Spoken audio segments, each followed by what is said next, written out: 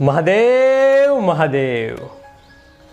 સંઘર્ષ સમયે સંયમની સાંકડી કેડી પર જે ચાલી ગયા એ તરી ગયા। સંઘર્ષ સમયે સંયમની સાંકડી કેડી પર જે ચાલી ગયા એ તરી ગયા, અને ડૂબી ગયા એ કે જે ઉતાવળિયા પુલ પર ચડી ગયા। અર્થાત કહેવાનો ભાવાર્થ મારો એવો છે કે આ સંઘર્ષનો તમારો સુવર્ણકાળ છે, અને જેવા તેવા શોર્ટકટ મારી અને બગાડશો નહીં।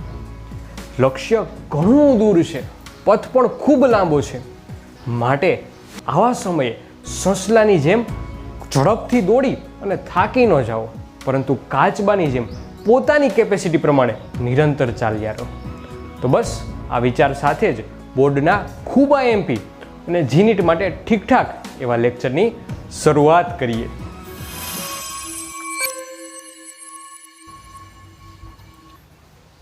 સાહેબ, આ હું ફજીતા છે કુલમના નિયમનું સદી સ્વરૂપ, તો અટાણે સુધી હું ભેણે થઈ હું કોઈ નકામું હતું અદિશ સ્વરૂપ?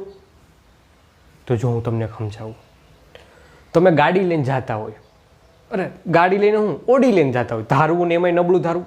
ધારો કે તમે ઓડી લઈને જતા હતા, તમારે જવું છે જુનાગઢ, તમને કોઈ સામે એક ભાભલો મળ્યો, તમે એને કીધું કે મારે તો જુનાગઢ જવું છે, તો એ ભાભલાએ કીધું અહીંથી 150 કિલોમીટર છે। હા બરાબર, 150 કિલોમીટર છે। તમે એ વાત કાન ધઈને સાંભળી, 150 કિલોમીટર છે, પણ તમે પૂછશો તો ખરા ને કે કઈ દિશામાં 150 કિલોમીટર? આમ આમ આમ આમ કેમ પાછળ, જ્યાંથી હું આવ્યો ત્યાંથી? તો પૂછવું જરૂરી છે કે કઈ દિશામાં છે, તો આપણને એનું મૂલ્ય ખબર પડી કઈ રીતે? અદિશ નિયમની મદદથી, અદિશ સ્વરૂપની મદદથી આપણે એના મૂલ્યની ખબર પડી કે એના કેટલા ન્યૂટન બળ લાગે છે। પણ સદિશ સ્વરૂપના લીધે આપણને એની દિશાની પણ ખબર પડશે। સાહેબ નથી જોતી દિશા, આવું કોણ પડે? એમ ન હાલે, એમ ન હાલે, બરાબર? તો એની દિશાની ખબર પડશે।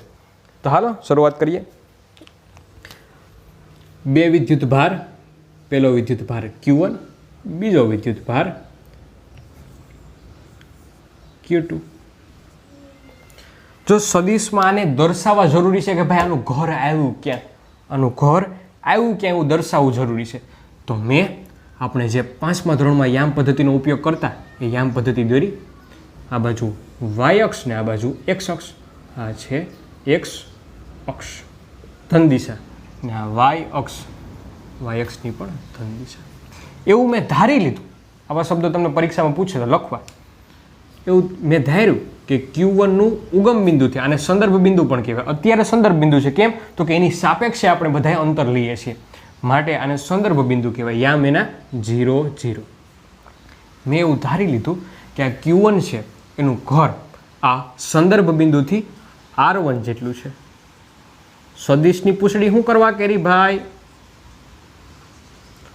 દિશા મેં દર્શાવી કે આ બાજુની દિશામાં, એટલા માટે Q2નું એવી જ રીતે મેં ધાર્યું કે R2 સ્થાન સદિશ ધરાવે છે। હા બરાબર, કરવાનું કામ શું છે? કુલમના નિયમનું સદિશ સ્વરૂપ, એટલા માટે હું પહેલાં એવું કન્સિડર કરું કે Q1 પર કેટલા વિદ્યુત ભાર લાગે, એનું મૂલ્ય કેટલું હોય, એની દિશા કેવી હોય, અને Q2 પર કેટલું બળ લાગે, એની દિશા કેટલી હોય, દિશા કઈ બાજુ હોય? તો Q1 પર લાગતું કુલંબીય બળ,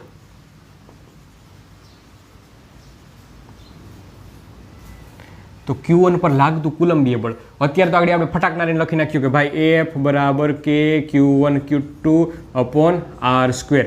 R એટલે શું છે? તો કે આ બે વચ્ચેના અંતરને આપણે R કહીએ છીએ, આ બંને વચ્ચેના અંતરને આપણે R કહીએ છીએ। હા કમ્પ્લીટ, હાલ આને તમે કહી દીધો R, લાલ પેન હું લખી નાખું કે આ R છે। હાલો કમ્પ્લીટ વાત, એ અંતરને મેં R કહી દીધો। પણ સાંભળો, આપણે અત્યારે દિશાની વાત કરવાની છે, તો તમને સદિશ ચેપ્ટરમાંથી થોડી માહિતી ખબર હોવી જોઈએ। તો જો આ સદિશની બેઝિક માહિતી હું તમને કહી દઉં કે આ એ ને એની માથે ટોપી જેવું કંઈક હોય તો એને બોલાય A કેરેટ, ને A કેરેટ બરાબર હોય એ સદિશ એના છેદમાં એ સદિશનું મૂલ્ય। તો મૂલ્ય દર્શાવવું હોય તો એની બે રીત છે કે કાં તો તમે એને કપડાં પહેરાવીને માથે એરો કરી દો, અથવા તો એને નાગે પૂગો રાખો। આ સદિશવાળા ચેપ્ટરમાં આવતું. ક્યાંથી આવ્યું? સદિશવાળા ચેપ્ટરમાં આવતું. હજી A12 લખેલા હોય, A12 અથવા R12, હાલો ને R12 રાખીએ, આપણે આરની જરૂર છે તો R12 રાખીએ. આ R12 નો અર્થ R1 માઇનસ R2. R21 તો એનો અર્થ થાય R2 માઇનસ R1. ખબર પડશે? હા.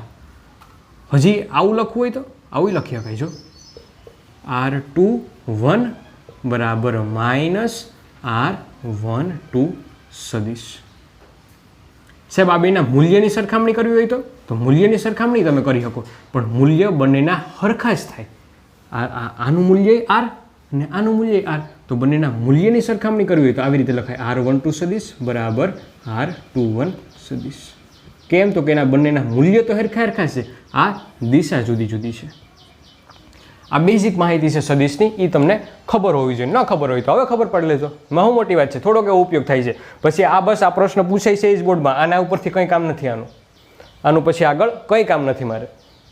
દાખલા બાખલા આની ઉપરથી કંઈ થતા જ નથી, ખાલી સાબિતી આની ઉપરથી થાય છે. હા બરાબર. હાલો તો આને આ તમે અદિશ ફોર્મમાં લખ્યું, આ તમે અદિશ ફોર્મમાં લખ્યું. આપણે અદિશમાં નથી જોતું, સદિશ સ્વરૂપ જોઈએ છે. તો જો એનું મૂલ્ય તો છે આપણી પાસે, એની દિશા દર્શાવવી જરૂર છે. એની દિશા દર્શાવવી જરૂરી છે. તો જો પહેલી વાત કેના ઉપર લાગે છે બળ? તો કે F1 પર. 1 ઉપર લાગે છે એટલે મેં F1 લખ્યું. હવે જો F1 એટલે કે Q1 પર લાગતું બળ કોના કારણે લાગે છે? અહીંયા કોઈ દેખાય? સાહેબ Q2 દેખાય છે, તો નક્કી વાત છે કે Q2 જ બળ લગાડતો હશે. ને કઈ દિશામાં છે? મેં Q1 અને Q2 આગળ માઇનસની નિશાની નથી કરી, એટલે તમે ધારો કે બંને પોઝિટિવ છે તો એકબીજાને અપાકર્ષતા હશે. તો આ Q2 છે ને એમ કહેતો એટલે આ દિશામાં બળ લાગતું, જો સેન્ટર ટુ સેન્ટર આ દિશામાં બળ લાગતું હશે. તો આવું લખાય કે આ દિશામાં બળ લાગે છે, આ દિશામાં બળ લાગે છે. કોના પર લાગે છે? 1 પર. કોના દ્વારા? 2 દ્વારા. ખબર પડી? કોના પર લાગે છે? 1 પર. કોના દ્વારા? 2 દ્વારા. તો આ મૂલ્ય થયું. હજી મારે એની દિશા પણ દર્શાવી છે, એટલે માટે હું સદિશ લખું માથે. ને હવે હું એની દિશા દર્શાવું. જો દિશા દર્શાવવા હું કેનો ઉપયોગ કરી શકું? તો કે આ જર્યું એને કહેવાય એકમ સદિશ, કે જેનું મૂલ્ય 1, પણ એ ક્યારે ઉપયોગમાં લેવાય? તો કે દિશા દર્શાવવા ઉપયોગમાં લેવાય. તો આ 1 2 એટલે કે 1 પર લાગતું 2 દ્વારા બળ એ કઈ દિશામાં છે? તો કે આ દિશામાં છે. તો એ દિશાનો સ્થાન એકમ સદિશ કયો છે? તો કે આપણે ગયા 2 થી 1 એટલે R1 minus R2, R1 minus R2, R1 minus R2, તો R1 minus R2, R1 minus R2, તો R12 એકમ સદિશ છે. સમજાણી વાત? હા, આનું મૂલ્ય બદલાવું હોય તો એ બદલાવી શકે. આપણે R² ની જગ્યાએ તમે લખી શકો R21 ને R12 ને, પણ મારે નથી લખવા. ભાઈ આ એનું મૂલ્ય થયું, ને આ એની દિશા થઈ. કમ્પ્લીટ વાત? કમ્પ્લીટ. કંઈ ઘટે? ન જ ઘટે ને ગાંડા. એ જ રીતે હું Q2 પર લાગતું બળ ગણું. Q2 પર લાગતું બળ. તો જો F કોના પર લાગે છે? 2 પર. કોના દ્વારા? 1 દ્વારા.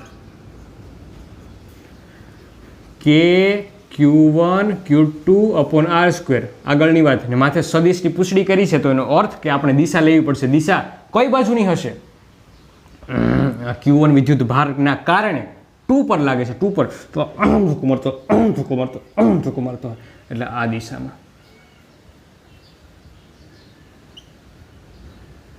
સ્થાન સદિશ કઈ રીતે લેવો? તો કે આપણે ક્યાંથી ક્યાં ગયા? તો કે 1 થી 2 ગયા. 1 થી 2 ગયા તો 2 - 1 એટલે કે R2 - R1, R2 - R1, R2 - R1 એટલે R21 ની દિશાનો એકમ સદિશ લેવાનો. R21 ની દિશાનો એકમ સદિશ લેવાનો. બરાબર? કમ્પ્લીટ વાત. આ એનું મૂલ્ય દર્શાવે છે ને આ એની દિશા દર્શાવે છે. કમ્પ્લીટ. કંઈ ઘટે. હવે જોજો કે Q1 Q2 upon R². આને મેં કીધું ને કે છૂટો પાડી શકાય. કઈ રીતે? આ રીતે. તો R12 સદિશ છેદમાં R12નું મૂલ્ય, બરાબર. હવે આ મૂલ્યને મેં તમને એવું કીધું કે આ મૂલ્યને બદલે આ કપડાં પહેરાવ્યા તો એટલા બધી વાઘા પહેરાવવા પડે, તો એ વાઘાને બદલે તમે એને હાવ નાગે પૂગોય બેહાડી શકો, એટલે ખાલી R12 લખી શકો. ખરેખર R12 એ અંતર થયું. જો માથે સદિશ ન હોય એનો અર્થ કે ખાલી અંતર થયું. અંતર કઈ દિશામાં છે? અંતર કેટલું છે? તો કે આ R જેટલું છે. R12 એટલે અંતર કયું? આ અંતર જ થયું. ખરેખર R12 એટલે આ અંતર છે. આ દિશામાં અંતર નહીં, એને સ્થાનાંતર કહેવાય. અને R21 છે આ દિશામાં સ્થાનાંતર છે. પણ બંનેનું મૂલ્ય કાઢી લો તો એ મૂલ્ય R જેટલું જ થાય છે. માટે હું આને R કહી શકું. હું આને R કહી શકું. હજી એક વાત સમજી લો. શું કરવા R કીધો ભાઈ? તો કે સદિશવાળા ચેપ્ટરમાં આપણે ભણ્યા હતા કે આ શું દર્શાવે છે? માત્ર ને માત્ર એનું મૂલ્ય દર્શાવે છે. R12નું મૂલ્ય દર્શાવે છે. R12 ખરેખર કોણ છે? તો કે અહીંયાથી અહીંયા સુધીનું અંતર છે. અંતરની સ્થાનાંતર કહેવાય. માથે સદિશ હોય તો એને સ્થાનાંતર કહેવાય, નહીંતર એને અંતર કહેવાય. તો મારે સદિશ તો છે, એની ભેગા આ બે વાઘાઈ છે ને, હાજરિયા માનાક જેવી નિશાની છે, તો એનું મૂલ્ય દર્શાવે છે. એની દિશા કન્સિડર કરવાની નથી. એટલા માટે હું ખાલી એટલું અંતર જ લઉં તો એના બરાબર હું R લખી શકું. માટે હું લખું કે Q1 Q2 અપોન R³ અને R12 સદિશ. આ F12 આવું કંઈક મને મળ્યું. મૂલ્ય ને દિશા આ છે એનું મૂલ્ય. નહીં, હવે ન લખાય. કેમ? તો કે આ સદિશ આવી ગયો. એકમ સદિશ હોય ત્યારે વ્યાજબી છે. હવે આનું કંઈક મૂલ્ય હોય. આવી જાવ બાજુ. એ જ વાત પાછી કરીએ કે Q1 Q2 અપોન R².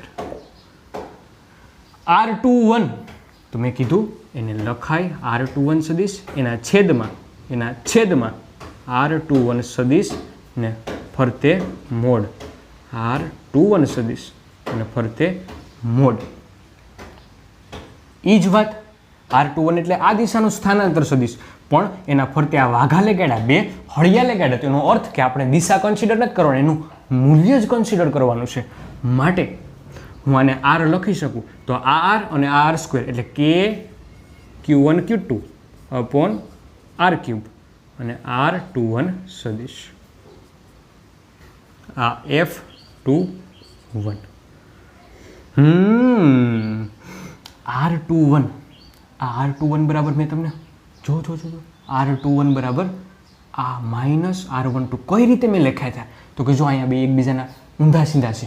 આ બાજુ R1 માઇનસ R2 છે, તો ઓલાની પાઘડી આ બાજુ આવી ગઈ, નાની પાઘડી ઓલાની માથે આવી ગઈ, એટલે ઊંધા સીધા થઈ ગયા. R2 માઇનસ R1, તો એની પરથી જ મેં લખ્યું. સાદુરૂપ આપણે ખબર પડી જાય. તો હું આની જગ્યાએ આવું લખી શકું કે Q1 Q2 અપોન R³ અને જે R21 છે R21 ને હું લખું માઇનસ R12 સદિશ.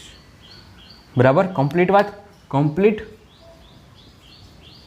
જો કંઈ સામ્યતા દેખાય તમને? દેખાતી જ હોવી જોઈએ. इस तरफ देखो के Q1 Q2 R12 સદિશ કૌંસ છે. અલા અહીં કરી દો કૌંસ. આ માઇનસ નિશાની વધારાની છે, માઇનસને આગળ ઢોળીને લઈ લ્યો. તો આ માઇનસને મેં આગળ ઢોળી લીધી. હવે સેમ ટુ સેમ આ આખે આખું પદ કોના જેવું થયું? આના જેવું જ થયું. તો આ F12 બરાબર F21. તો બસ આ જ સાબિત કરવાનું છે, એટલે તમને મળી જાય 3 માર્ક્સ. ક્યાં પૂછાણો હતો? જુલીમાં નહીં, પણ હું તમને એમ કહું અનેક વખત બોર્ડમાં પૂછાઈ ગયો 3 માર્ક્સમાં. બોર્ડમાં અનેક વખત પૂછાઈ ગયો કે કુલમના નિયમનું સદિશ સ્વરૂપ દર્શાવો અને સાબિત કરો. ને આ શું દર્શાવે છે? તો કે આઘાત અને પ્રત્યાઘાત સમાન મૂલ્યના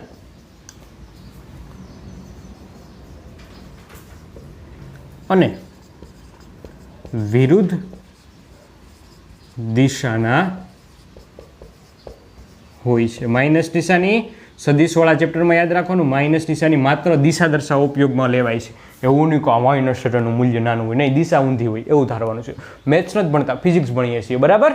કમ્પ્લીટ વાત? કંઈ ઘટે? સમજાઈ ગયું? કંઈ વાંધો? હાલો, તો 3 માર્ક્સ તમારા ખિસ્સામાં.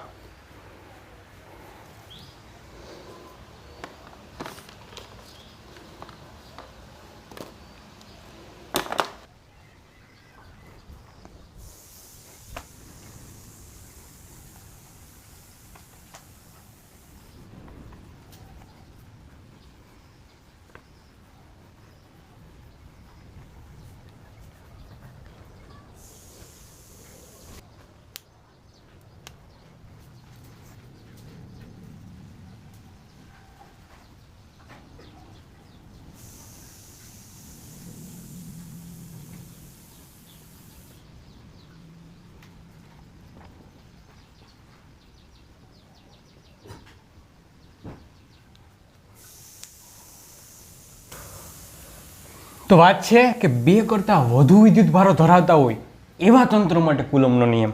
2 કરતાં વધુ એટલે કે દાખલા તરીકે કોઈ Q1 વિદ્યુત ભાર અહીંયા છે, કોઈ Q2 વિદ્યુત ભાર અહીંયા છે, કોઈ Q3 વિદ્યુત ભાર અહીંયા છે, કોઈ Q4 વિદ્યુત ભાર અહીંયા છે, અને એમ કરતાં છેલ્લે એમ કંઈ Qn વિદ્યુત ભાર છે, ને વચમાં એક મીંઢો રાખી દીધો. એ મીંઢાનું નામ રાખ્યું Q.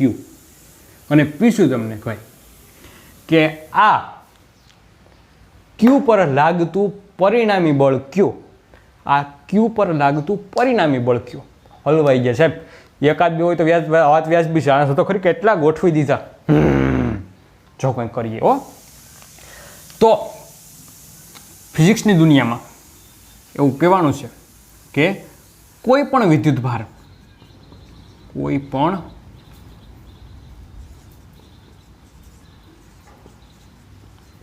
વિદ્યુત ભાર પર એક કરતાં વધુ વિદ્યુત ભારો દ્વારા લાગતું વિદ્યુતીય બળ અથવા કુલંબીય બળ તે દરેક વિદ્યુત ભાર દ્વારા લાગતા સ્વતંત્ર કુલંબીય બળના સરવાળા જેટલું હોય છે. સરવાળાની સદિશ સરવાળા જેટલું હોય છે.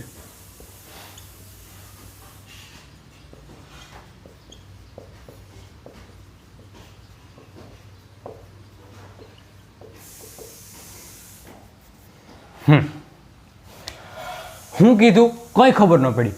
કોઈ પણ વિદ્યુત ભાર પર એક કરતાં વધારે વિદ્યુત ભારો દ્વારા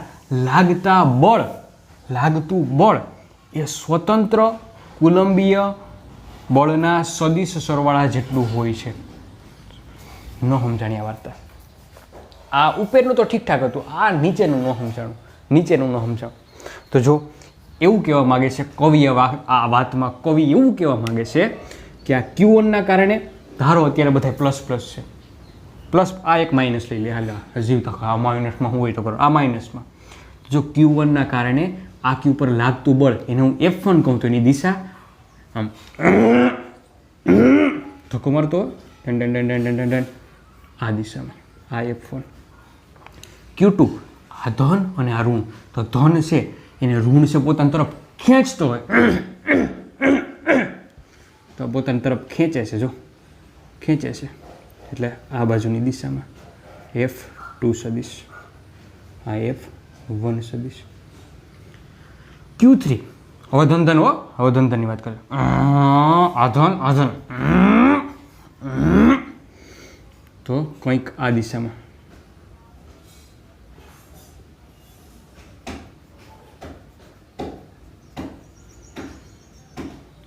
Q4 હાલો ઋણ લઈ લ્યો. Q4 આ ધન ને આ ઋણ તો પોતાની તરફ ખેંચતો હોય તો આ બાજુની દિશામાં.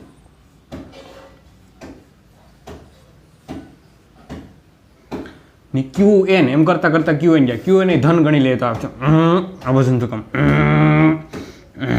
અહીં ધક્કો મારતો હોય ને તો આ ધક્કો મારે તો આ બાજુમાં Qfn. તો વાત કરી કે આ દરેકના કારણે આ વિદ્યુત ભાર પર લાગતું બળ તે દરેકના સદિશ સરવાળા જેટલું હોય. માટે આવું લખી શકાય કે F net on Q, F net on capital Q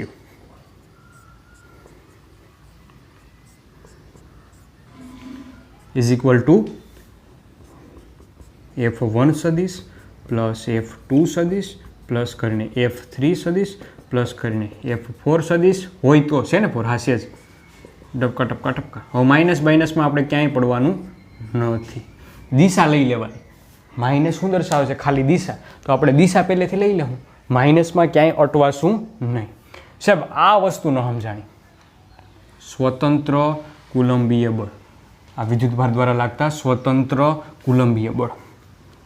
તો જો હું તમને કહું, તમે ભણો છો, સ્કૂલમાંય જાઓ છો, કોચિંગમાંય જાઓ છો ને તમારા ઘરે રહ્યો છો, તો તમે કદાચ એવું બને કે સ્કૂલમાં લેસન લઈને ન ગયા. કેમ? તો કે કારણ હતું કે કોચિંગમાં ઝાઝો ટાઈમ લઈ લીધો હતો. તમે સ્કૂલે જઈને એમ કહો કે સાહેબ કોચિંગવાળાનો ઝાઝો ટાઈમ લઈ લીધો ને એમાં મારું લેસન નથી, તો સ્કૂલવાળા સાંભળે તમારી વાત? એ તો ધોકાવી જ નાખે. એવું જ પાછું તમે કરો કોચિંગમાં કે સાહેબ કોચિંગનું લેસન નથી થયું. કેમ ન થયું? તો કે સ્કૂલવાળાએ ઝાઝો ટાઈમ લઈ લીધો હતો. તો કોચિંગવાળા તમારી વાત માનીએ નહીં, એ પર ધબધબાવી નાખીએ. તો કોચિંગવાળા તમારી ઉપર જે અત્યાચાર કરે છે એ અત્યાચાર ન કહેવાય. આ તો ખાલી સમજવા પૂરતી. અને સ્કૂલવાળા તમારી ઉપર જે દબાણ કરે છે એ બે દબાણ કરે છે પણ એકબીજાનું સાંભળતા નથી. એટલે એમ કીધું કે એકબીજાની અસરથી સ્વતંત્ર છે. તો એ જ વાત અહીંયા કે F1ના કારણે જે આ Q1ના કારણે જે બળ લાગે છે F1 એને આ બીજા કોઈ સાથે કંઈ જ લેવા દેવા નથી. પછી આ Q2ના કારણે જે Q પર બળ લાગે છે એટલે કે F2 એને આ F2 બળને આ બીજા કોઈ સાથે કોઈ લેવા દેવા નથી. માટે હું આમ લખું કે એક વિદ્યુતભારના કારણે કોઈ વિદ્યુતભારના કારણે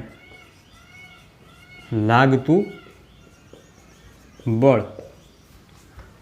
કુલંબીય બળ લખી નાખું લ્યો ની.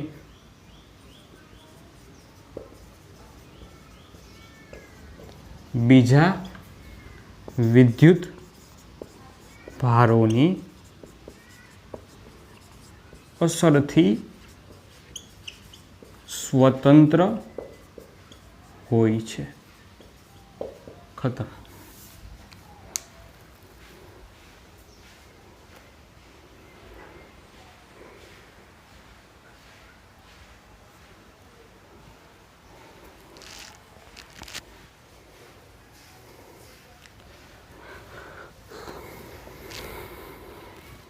ખતમ, પૂરું થયું, ખલાસ. હા, આમાં એક સ્પેશિયલ કેસ છે, લ્યો કરાવી દો. હાલો, હા કરાવી દો. સ્પેશિયલ કેસ લ્યો. સ્પેશિયલ કેસ કંઈ કીધા જેવું તો નથી સ્પેશિયલ કેસમાં, તો ભાઈ કરાવી દઈએ. લ્યો ની સ્પેશિયલ કેસ. 3 વિદ્યુતભારવાળી વાર્તા લઈએ કે ભાઈ આ Q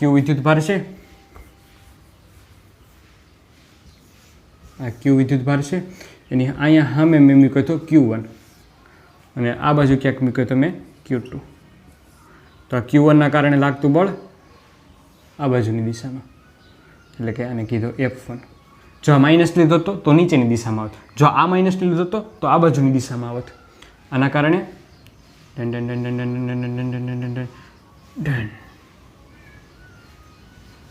એટલે કે F2 સદિશ.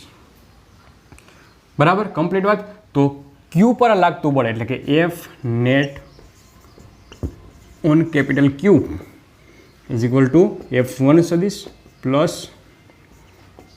F2 સદિશ.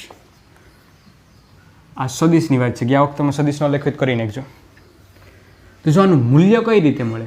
આનું મૂલ્ય F નેટ ઓન Q, આનું મૂલ્ય બરાબર તમે એને આમ પણ લખી શકો, નાગો પૂગો, આ કપડાની યાર નાગો પૂગો, F net on capital Q is equal to F1નો સ્ક્વેર પ્લસ કરીને F2નો સ્ક્વેર પ્લસ કરીને F2 F1 F2 cos θ. આ કરો તો તમે એનું મૂલ્ય જાણી શકો. ને ખૂણો જાણવો હોય તો ભાઈ, તો કે દાખલા તરીકે એવું કે ભાઈ પરિણામી બળ છે આમ ક્યાંક વચ્ચેથી નીકળ્યું, આવું ક્યાંક વચ્ચેથી નીકળ્યું, આ ક્યાંક વચ્ચેથી નીકળ્યું, આમ એક આમ ખસતો છે ને એક આમ ખસતો આમ ભેગો, તો F નેટ છે આ બાજુથી ગયું. તો આ ખૂણો જાણવો હોય તો આ ખૂણાને હું આલ્ફા કહી દઉં. ને ખૂણો જાણવો હોય તો ખૂણા માટેનું એક સૂત્ર છે ભાઈ કે tan આલ્ફા બરાબર F2 આ જે એની સામેનો જે હોય ને એને લેવાનું, F2 sin θ છેદમાં જેના પરથી આપણે ખૂણો માપતા હોય F1 પ્લસ F2 sin θ.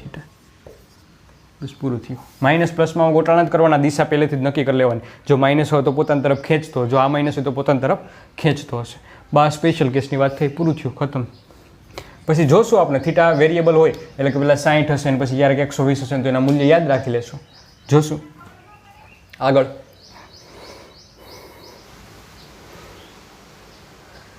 તો પ્રશ્ન તમારી સામે છે ને, કહે છે પ્રશ્ન તમને એવું કે સમાન મૂલ્યના 3 વિદ્યુત ભારો ચોરસના 3 શિરોબિંદુઓ પર મૂકેલા છે. હા, કંઈ વાંધો નહીં. જો Q1 અને Q2 વચ્ચે લાગતું બળ F12 તથા Q1 અને Q3 વચ્ચે લાગતું કુલંબીય બળ, આ ને આ બળ હરખા જ બળ છે, કંઈ જુદા જુદા નથી, એટલે કે બળ F13 હોય તો F13 upon F12 બરાબર શું થાય? તો શરૂઆત થઈ ત્યાંથી કટકે કટકા જોડીએ. સમાન મૂલ્યના 3 વિદ્યુત ભારો છે ને ચોરસના 3 શિરોબિંદુઓ પર મૂકેલા છે. તો ચોરસના 3 શિરોબિંદુઓ, ચોરસ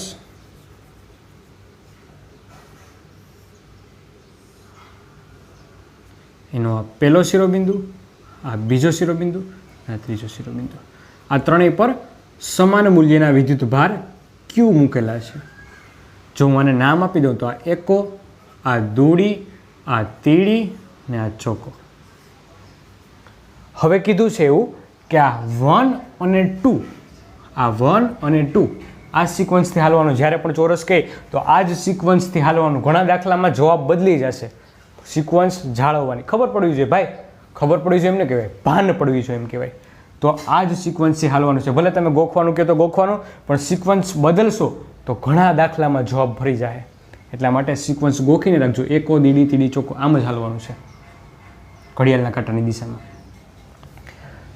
તો F12 કોની કોની વચ્ચે? તો કે આ બંને વચ્ચે લાગતું બળ છે એ F12 છે.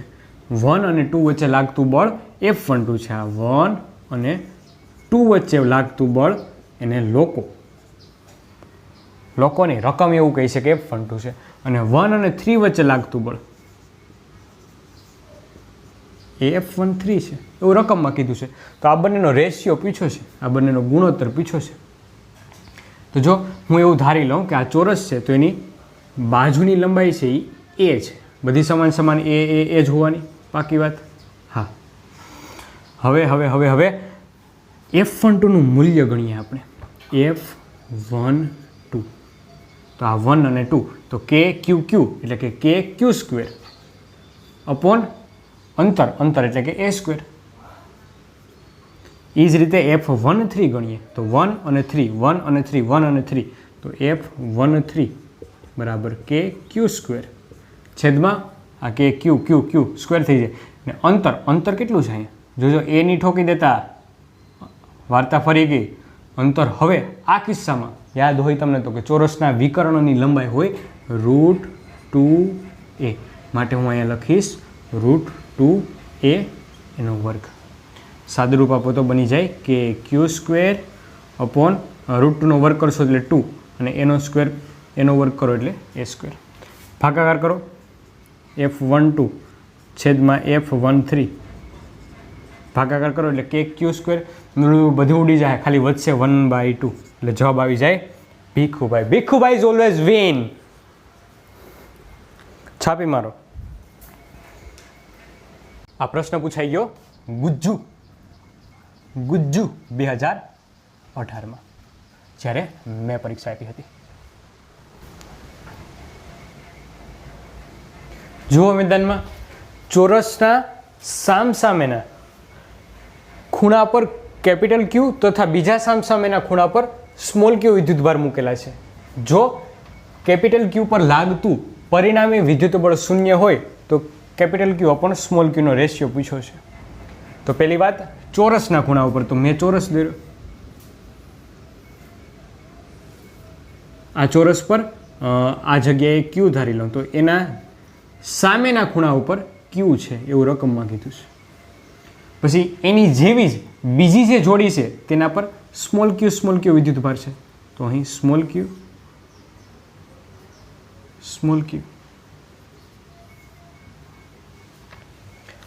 હા, હવે આગળ જો Q વિદ્યુતભાર, જો Q પર લાગતું પરિણામી વિદ્યુત બળ 0 હોય તો, એટલે કે આ Q લઉં કે આ Q લઉં કોઈ જ ફેર નથી પડતો. તો ગમે તે Q લઉં પણ F net on capital Q is 0 એવું રકમમાં આપેલું છે. તો તમને પૂછ્યું છે ક્યુ બાય ક્યુનો રેશિયો. જો પહેલાં રકમ ઉપરથી આકૃતિ દોરતા આવડવી જોઈએ, તો તમને અડધો દાખલો આવડી ગયો એવું કહેવાય. ચોરસના સામસામેના ખૂણા પર ક્યુ વિદ્યુતભાર મૂકેલો છે અને બીજા સામસામેના ખૂણા પર સ્મોલ ક્યુ વિદ્યુતભાર મૂકેલો છે. અને કોઈ પણ ક્યુ લઈ લો, આ બંનેમાંથી કોઈ પણ ક્યુ લઉં તો ચાલશે. આ બંનેમાંથી એના પર લાગતું પરિણામી વિદ્યુત બળ છે એ 0 છે. તો કેપિટલ ક્યુ ઉપર સ્મોલ ક્યુનો રેશિયો ગણો. હા બરાબર. તો આપણે આ ક્યુ ધારીએ, આ ક્યુ, એના પર લાગતું બળ ગણીએ. તો પહેલી વાત, એક આ ક્યુ કંઈક બળ લગાડતો હશે. અત્યારે આપણે બધાને ધન માનીને આગળ વધીએ. તો આ ક્યુ અને આમ ધક્કો મારતો હોય, બે ધન એટલે હાલ ગયા, આમ ઓલી બાજુ ધક્કો મારી દીધો. આ ક્યુ આ બાજુની દિશામાં ધક્કો મારતો હશે, તો આ ક્યુ મેળવો. હવે જો આ ત્રીજો વિદ્યુતભાર લઉં ખરો, ના નથી પાડતો, પણ એ લેશો ને તો આગળ થોડીક વાર માટે ખીચડા કરશે. તો પહેલાં કેમ તો કે એનું મૂલ્ય છે કંઈક જુદું આવીએ. આ બંનેના મૂલ્ય કેવા આવ્યા? સરખા આવ્યા. આ બંનેના મૂલ્ય છે સરખા આવ્યા. એટલા માટે હું પહેલાં આની વાર્તા પૂરી કરું. જો હું આની વાર્તા પૂરી કરું તો એમ કહેવાય કે આ બંનેના કારણે લાગતું બળ, આપણે સ્પેશિયલ કેસ ભણીએ ને, સ્પેશિયલ કેસ એની ઉપરથી. તો આ સ્પેશિયલ કેસ ઉપરથી આમ કરી કે આ કેપિટલ ક્યુ ઉપર લાગતું બળ છે એ એક આ દિશામાં અને એક આ નીચેની દિશામાં છે. બંનેના મૂલ્ય કેટલા હશે? તો આપણને ખબર કે ક્યુ પછી આ કેપિટલ ક્યુ અપોન આ અંતર બધા માટે સરખું છે. હું ધારી લઉં કે આ એ છે, આ બધા અંતર સરખા જ છે, તો છેદમાં a². આ બાજુ એ જ વાત કે ક્યુ અપોન a². તો બેયના માપ સરખા જ છે ને બંને વચ્ચેનો ખૂણો છે એ 90નો છે. તો પરિણામી છે એ ક્યાંથી નીકળે? 11મું ધોરણ ભણ્યા હોય તો ડાયરેક્ટ તમે કહી દો કે √2f મળે, પણ આપણે નથી ભણ્યા તો એમ માનીને હાલીએ. તો એફ નેટ, આ બંનેનું એફ નેટ છે કેટલું મળે? તો કે એફ નેટ આ બંનેનું, આને મેં એફ ધારી લીધો, તો આ એના બરાબર એફ જ છે. તો f² + 2ff કોસ, બંને વચ્ચેનો ખૂણો 90નો, તો આ કોસ 90નો જવાબ હોય 0. તો આખું પદ છે એ નીકળી ગયું. આ આખું પદ નીકળી ગયું. કોસ 90નો જવાબ 0. તો આ બંને વધ્યા, આ બંનેનો સરવાળો કરો તો 2f² ને સાદુરૂપ આપો તો √2f. આ એફ શું છે? તો કે મેં આ આખા પદને એફ ધારી લીધો, તો એ EF છે. બરાબર. તો આખો જવાબ આવ્યો √2f. એનો ખૂણો કેટલો બનશે? તો ખૂણો બનાવી લઈએ. tan α બરાબર f2 કોની સાપેક્ષે લેવો છે? આની સાપેક્ષે લઈએ, હાલો ને. હા તો બંને f જ છે ને, શું ફેર પડવાનો છે? તો f sin 90 છેદમાં f + f cos 90. cos 90 વાળું પદ 0 એટલે હું આને કાઢી નાખું. તો આ f કેન્સલ આઉટ, આમાં મરી જાય. cos 90નો જવાબ આવે 1. તો tan α બરાબર 1 ક્યારે આવે? tan α બરાબર 1 ક્યારે આવે? તો કે α બરાબર 45નો ખૂણો હોવો જોઈએ.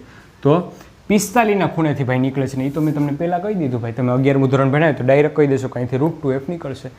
તો આખી વાર્તા કોને લગતી થઈ? તો કે આ બંનેનું એફ નેટ છે, આ બંને એટલે આ બંનેનું એફ નેટ છે 45 ડિગ્રી. અહીંથી 45 બે બધું સરખું જ થાય. તો અહીંયાથી 45 ડિગ્રી નીકળે છે. તો જો મેં લઈ જ લીધું ડાયરેક્ટ કે 45 ડિગ્રી નીકળે છે. હવે આ બેને હટાવી ને હું ડાયરેક્ટ 45 ડિગ્રીવાળો ખૂણો લઈ લઉં.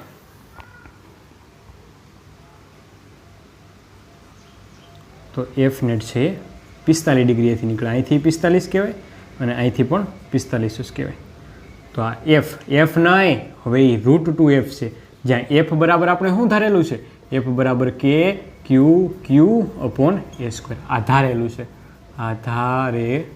છે. હાલો બરાબર. વાત રહી થી આની, મેં તમને કીધું ને પહેલાં આનું નાનું ગણી લો એટલે હેલો પડીએ. કેમ? તો કે બંનેના બળના મૂલ્ય સરખા આવે, સમાન આવે છે. એટલા માટે આપણે પહેલાં એ બેનો મામલો પતાવી દીધો. અને આપણે સ્પેશિયલ કેસ ભણ્યા એમાં બે વિદ્યુતભાર હોય તો જ ગણતરી કરી શકાય. પછી ઝાઝા બધા હોય તો ડાયરેક્ટ સદિશ કરવો પડે છે. તો હું આને લઈ લઉં. જો આના કારણે લાગતું બળ અત્યારે આપણે બધાને ધન માનીને જ હાલીએ છીએ.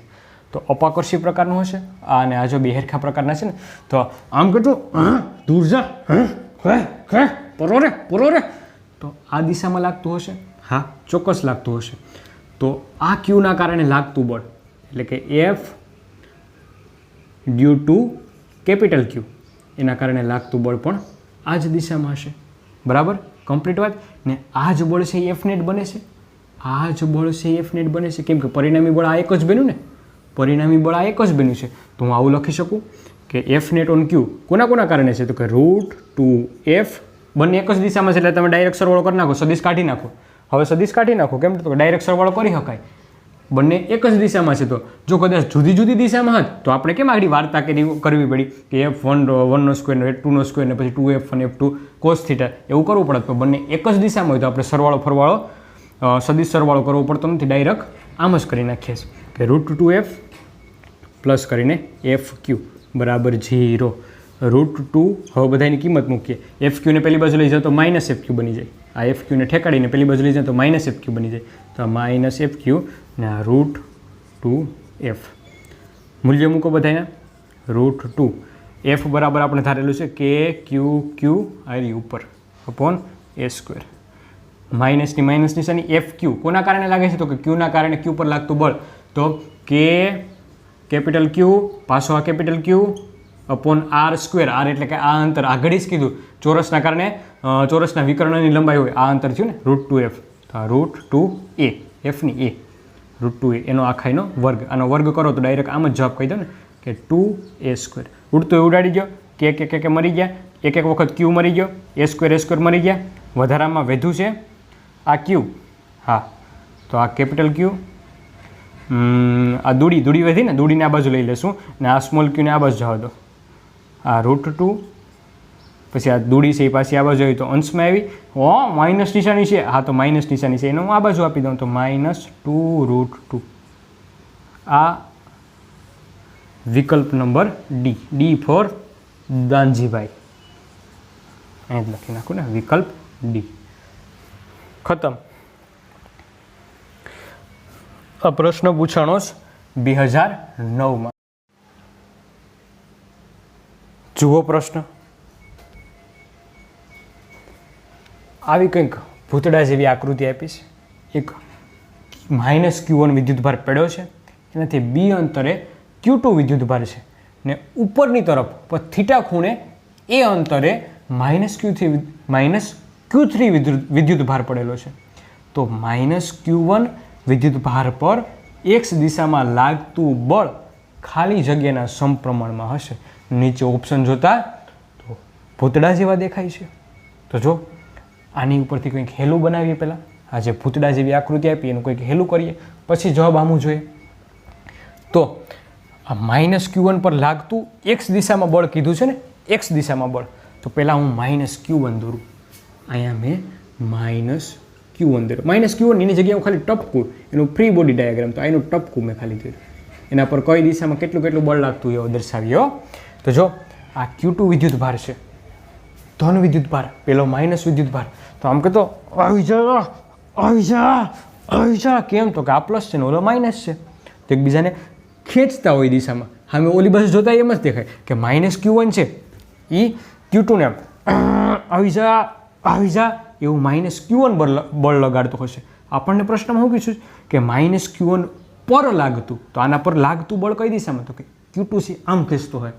હા, એ વાત વ્યાજબી છે, કૌંસ તો ખરો કે q1 છે આમ ખેંચતો હોય, પણ q1 ના કારણે લાગતું બળ નહીં, q1 પર લાગતું બળ કીધું છે. તો q1 ને આમ ખેંચતો હશે કોણ? q2. તો એક આ દિશામાં બળ લાગે છે, એને હું કહું f2 સદિશ. સદિશ પદિશની દિશા આપણે કહી દીધી કે આ દિશામાં છે, એટલે હું માંથી સદિશ નથી લખતો, ખાલી મૂલ્યની જ વાત કરવાની આપણે. હવે આ q3 વાળો. તો q3 ના હું ભાગ પાડું. જોજો કેમ ભાગ હું કરવો પડે? તો કે થીટાના ખૂણે છે. થીટો એટલે ભમરો.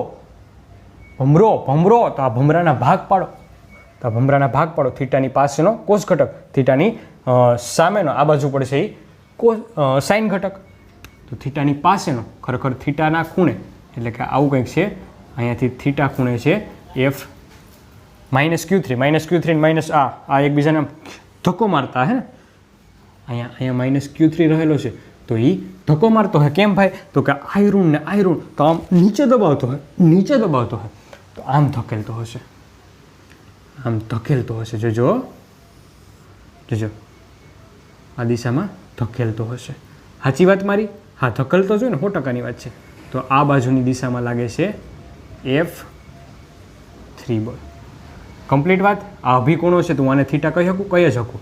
100%ની વાત. હાલો, હવે આનું કોઈ કામ નથી. આ કાઢી નાખો, આ કાઢી નાખો. F3 બળ આ બાજુ લાગે, ન ચાલે. ગમે એ એક ફિક્સ દિશા કરો, કાં x અક્ષ કાં y અક્ષ. તો હું F3ના ભાગલા પાડું. પાસેનો ઘટક કોસ, સામેનો ઘટક સાઇન. તો આ બાજુની દિશામાં ઘટક મળે છે F3 કોસ થીટા. અને આ બાજુની દિશામાં, હવે આને ભૂલી જવાનું ને ભાઈ, કેમ? તો કે આપણે એના ઘટક પાડી લીધા. આ બાજુની દિશામાં મળે છે F3 સાઇન થીટા. હા, થઈ ગયું હેલું. સાહેબ ક્યાં હેલું થઈ ગયું? હજી એની કિંમત તો મૂકવી પડે ને, તો મૂકી દઈએ કિંમત. કેમ? કિંમત તો મૂકવી જ પડે ને યાર. ને આપણને પ્રશ્ન એવો પૂછ્યો છે કે ખાલી x દિશામાં લાગતું બળ, તો આપણે આનું કંઈ કામ નથી. હવે આનું કંઈ કામ નથી. કાઢી નાખો, કાઢી નાખો. આપણે તો ખાલી x દિશામાં લાગતા બળ જ જોઈએ છે. તો x દિશામાં લાગતું બળ આપણને મળી ગયા. જો આ F net on x axis F2 કીધું ને, એક જ દિશામાં હોય તો ડાયરેક્ટ સરવાળો કરી શકાય. ખરેખર F2 શું છે?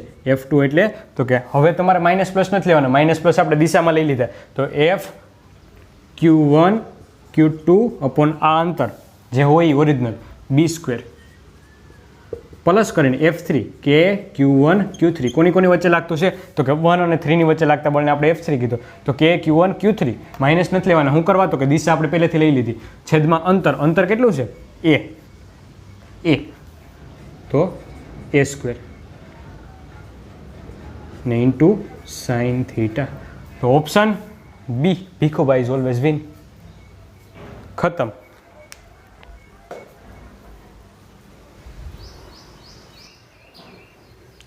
નંદકુંવર નાનો રે કાનુડો કાળજાની કોર છે, કાનકુંવર નાનો રે કાનુડો કાળજાની કોર છે. હાલો, ખતમ થયું. બધો ટોપિક પૂરો થયો. કુલમ્બના નિયમની મર્યાદા.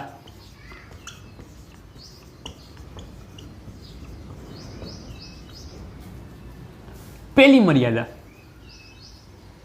કે આ બધા વિદ્યુત ભારો બિંદુવત હોવા જોઈએ. ઝીણકા કેવા હોવા જોઈએ? જામનગરની ભાષામાં ઝીણકા કેવા હોવા જોઈએ? તો આ બધા જ વિદ્યુત ભારો બિંદુવત હોવા જોઈએ. માટે હું લખું કે બિંદુવત વિદ્યુત ભારો હોવા જોઈએ.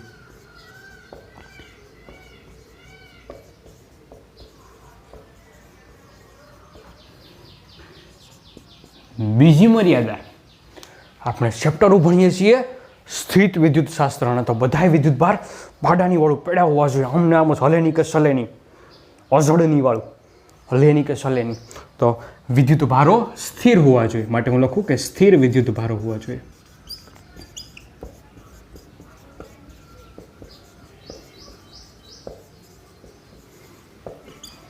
કોઈક હારી ચોપડી હશે તો એમાં એવું કીધેલું હશે કે કોઈ એક વિદ્યુત ભાર ગતિમાં હોય અને એક સ્થિર હોય તો ચાલે. કોઈ એક વિદ્યુત ભાર સ્થિર હોય અને બીજો ગતિ કરતો હોય તો પણ તમે એની ઉપર કુલમનો નિયમ અપ્લાય કરી શકો છો. તો હા, સાચી વાત છે. તમે યાદ રાખી લેજો, હું લખતો નથી. છેલ્લી મર્યાદા કુલમના નિયમની.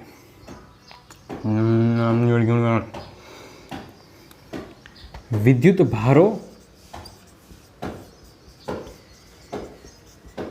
વચ્ચેનું, તમે બે વિદ્યુત ભારો Q1 ને Q2 મૂકો, એની વચ્ચેનું અંતર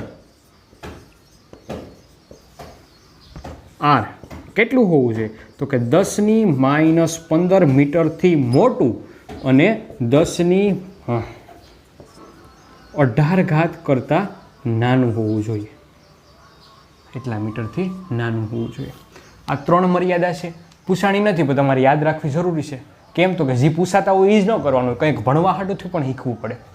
તો પહેલી વાત કરી હતી કે બિંદુવત વિદ્યુત ભાર હોવા જોઈએ. તો જો બિંદુવતનો અર્થ શું છે? બિંદુવતનો અર્થ શું છે? આપણે કંઈક મોટા મોટા ગોળા હોય એને પણ બિંદુવત ધારી લેવું. તો ક્યારે તમે તેમ કહો સાહેબ મોટા મોટા ગોળાને કેમ તમે કુલમનો નિયમ લગાડી દો? તો અહીં તો ફાંકા મારો છો કે ભાઈ બિંદુવત લેવાના. નહીં તો એવડો મોટો 10 મીટરનો ગોળો હતો તોય તમે લઈ લો છે કે બિંદુવત છે, 10 સેન્ટીમીટરનો ગોળો આપ્યો તોય તમે લઈ લો. એવું શું કરવા કરો છો? તો જો ત્યારે અંતર છે ને ખૂબ વિશાળ આપી દીધું હોય.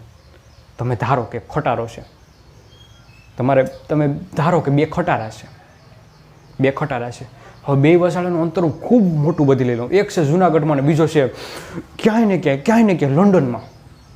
તો બે વસાડાનું અંતર માપો કેટલું બધી વધી ગયું.